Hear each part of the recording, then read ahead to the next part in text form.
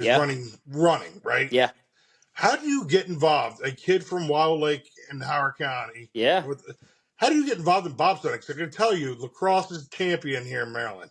Yeah, no, for sure. So for me, even from I went to Reservoir High School, and even understanding that experience with the Gators, like a lot of the transition from sprinting to bobsled, it's a lot of pushing.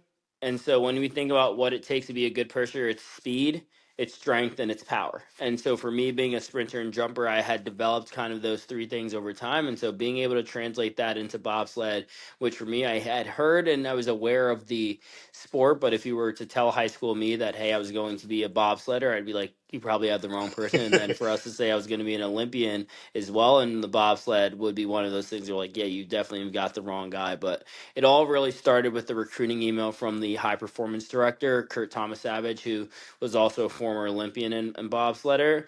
As they were recruiting, I think realistically probably for the 2030 games, but having gone to the rookie camp and have had some success, I was able to make the World Cup team my rookie year, and then make the World Cup a team again this past season, and really afforded myself the opportunity and earned the opportunity to compete at these past Olympic Games. Wow.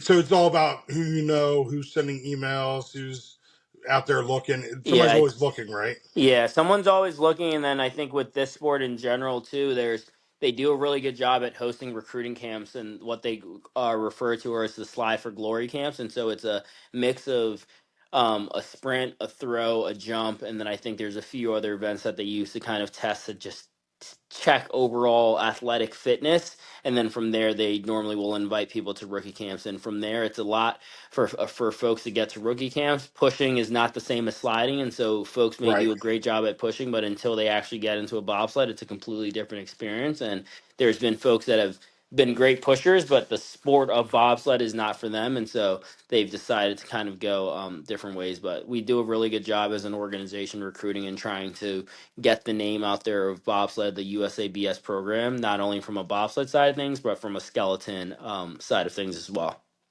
So you said you were on tour for an amount of period of time. Do you live with those guys? Do you sleep with those guys? There's Yeah.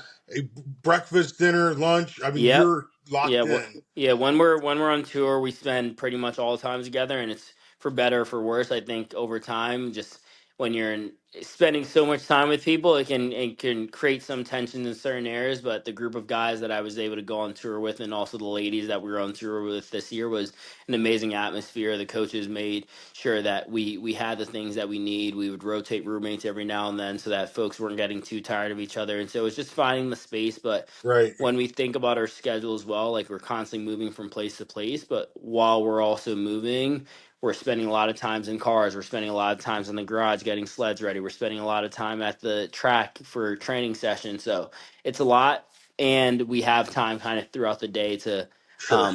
sometimes throughout the day to really just kind of go and explore the town and just like find our own space for things as well. And so it's a matter of like the experience you get on tour is the what you make of it, as well.